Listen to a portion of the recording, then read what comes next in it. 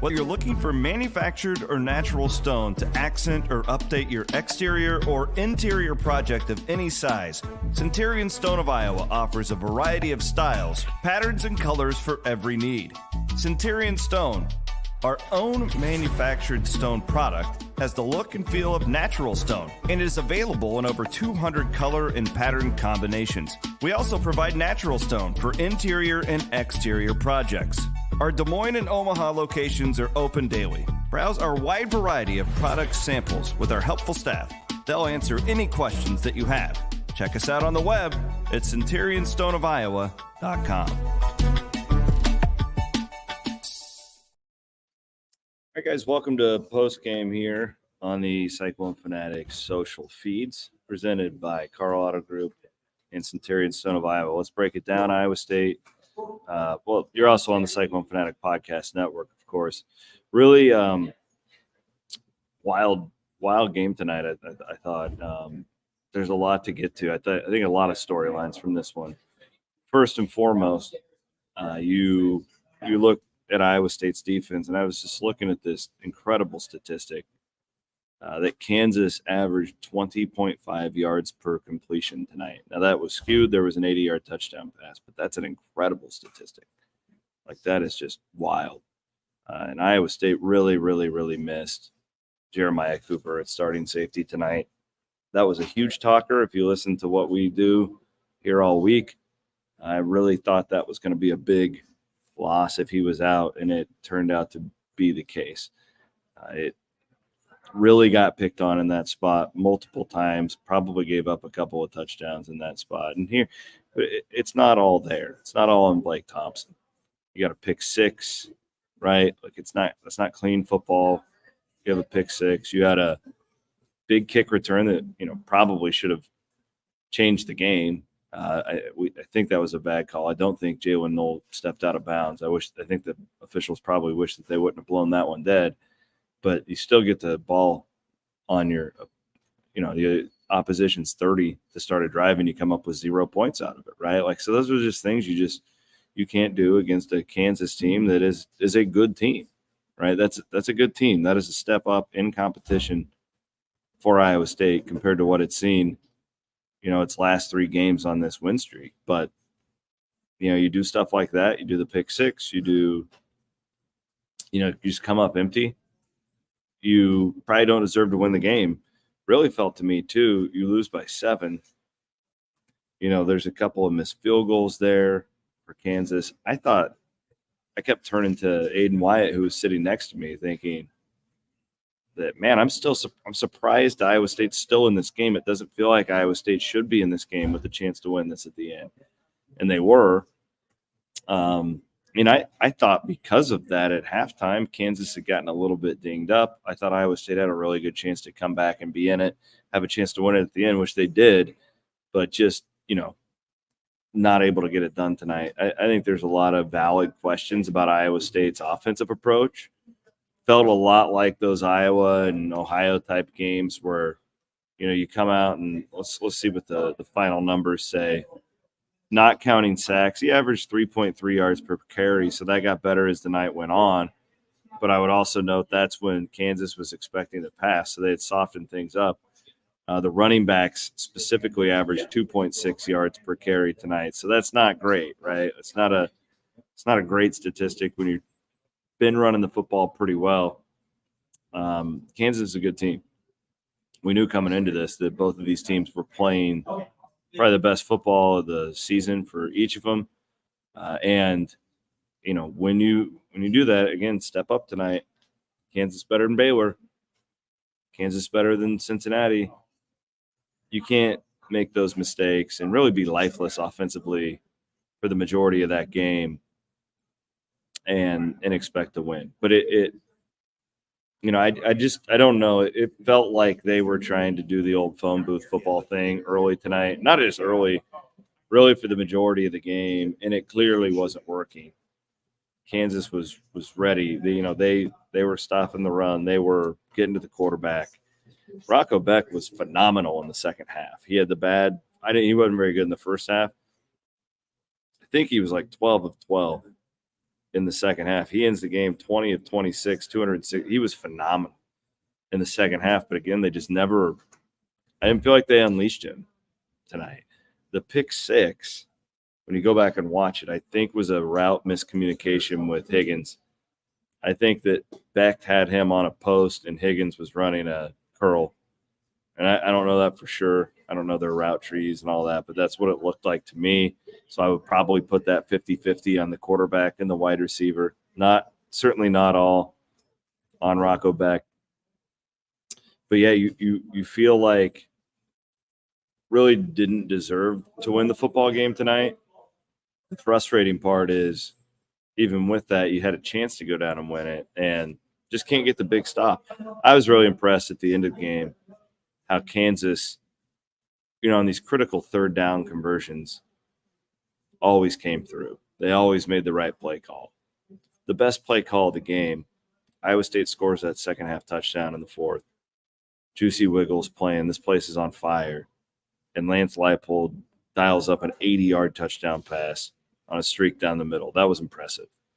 That's a big-time play call by that Kansas coaching staff. And Iowa State wasn't there. They went right after Cooper's position. 22 got beat, and Verdone tried to come over and help make the stop, but he just got there too late. So I think that it was a deal where you give Kansas credit, but if you're an Iowa State fan leaving Jack Trice Stadium and you're listening to this, you're probably thinking, man, I just don't know. I don't know. Bloom kind of called this. He kind of thought that they would go into the whole shorten the game a little bit more. I'll be interested to see Bloom's take on this tomorrow night when we do our podcast. It went on longer than I thought it would. It went on longer than I thought it would. I just thought you don't completely abandon the run. That's not what I'm saying. I mean, Eli Sanders ended up averaging 4.1 yards per carry. But again, that's when I thought Kansas's defense had softened up at that point because they were expecting the pass because Iowa State was down 18. So it's easier to run the ball when you're down 18 because they're backed up waiting for the pass. But I thought the game plan in the first half, it's challenging for the offensive line. This offensive line needs help. This offensive line is not a hat-on-hat, dominate you type of line. It needs help. And it got back to that very predictable run on first down, try it again on second down. Now you're going to throw it on third down thing. And that makes it hard. It makes it easy to dial up pressure if a defensive quarterback. So I just listen, these guys aren't stupid. I think Nate Shield's future head coach. Hell, he may even be the future head coach at Iowa State someday. I think he's really good. I wonder what they saw with Kansas that made them attack the game that way because there was clearly something, and it took a really long time for them to get out. So that's kind of my general view. I'm going to go through and try and assess some of this. The good thing is BYU is getting killed. So next week looks very winnable, albeit it is on the road, and that's a tough road trip. You're playing at 9:15 Iowa time. So there's a lot of weird stuff about that game next week. I don't feel comfortable going west like that. Really, it doesn't happen very often. They're down 37-7 right now at West Virginia. So, that's very winnable to get to 6. I would guess Iowa State will be a slight favorite in that football game, even after tonight. But, yeah, I mean, I think Kansas is pretty good. If that makes you feel any better, I think Iowa State lost to a good team. But it's pretty critical. Like, I had a guy reach out to me this week, and he's like, Williams, you're making too much of the Jeremiah Cooper injury. I'm tired of hearing you talk about it. If you watch the tape, when him or Verdone are out, the defense is completely different. It's been this case really since the middle of last year. At the end of last year, both of those guys were out with injuries, and you remember that defense against TCU. Okay, like it's not even that they're – so I think Cooper is probably playing like an All-American this year, so it's a big loss. But the problem is the drop-off is so stark to the next guy, and I feel bad for them because they're freshmen. but it's a massive loss in the dime stack. And, the good thing for Kansas is they got a really good coach. And Lance Leipold probably saw Cooper not lining up, and they had probably scouted the hell out of it, and they were ready to go, and they attacked it. They attacked it all night long. And that quarterback, Bean, picked it apart. I mean, he came in and really played good football tonight for Kansas. Wasn't perfect, but he did enough and made some big time throws, and more importantly, big time reads. A lot of the throws he made weren't even hard because the guys were that wide open because Iowa State safeties were so badly out of position. And it makes it harder too. I've talked to a lot of these guys over the years where when a backup's in, you feel like you have to do more and you start to press. So then maybe you get out of position. And I'm guessing when they watched the tape tonight, that secondary was completely out of whack. And it's unfortunate. You'd like to be able to, next man in. But unfortunately, I just don't think that's the case with this secondary. It was also weird, in the first half, Miles Purchase didn't start the game for Iowa State. 31 got abused. Another freshman who I think is going to be really good, Jontez Williams, not ready for this spot against a really powerful Kansas offense. But, yeah, anyways, that's my thoughts. I don't think you guys should panic. Iowa State's still really young. Probably, I'm not going to say they're not ready for this spot because they had a chance to win it at the end, and sometimes you lose football games. But, hope Cooper gets healthy, and I would just love to see Iowa State go back to what it was doing offensively. It wasn't completely radical, not trying to overreact. It felt, I don't know, it felt like more like early in the year before they really opened things up and trusted Rocco Beck.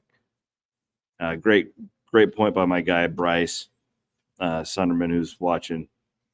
That was an insane catch. You're right, Bryce, on the sideline by Skinner. Made a big-time play. Kansas's guys made big-time plays tonight, especially on third down in that second half. They're really good. Really, really good team. So, anyways, 2 losses in the Big 12. Iowa State still has a lot to play for. Meaningful football in November. And that's all I got for you guys as of now. We will be back. And Chad, real quick, he asked, was Nola actually out of bounds on that kick return? I don't think so. From what I understand, it felt like the official wrongly called the play dead at the 31, which you can't. So once a play is called dead, you can't review it and then go back and give a guy 30 extra yards. That's not how it works. If he would have been down at the 1 and they thought maybe he stepped out, then you can go back and review it. I think the problem was that the official called the play dead. And I don't know. I don't think it was an accident. I don't know. I wasn't down on the field, but that's the explanation that I got. So there you go. Thanks for listening. 28-21. Entertaining game in the second half. Not an entertaining game in the first half. Fun game to watch in the second half. Too bad Iowa State couldn't pull this one out. Thanks for watching on the stream, and thanks for listening on the Cyclone Fanatic.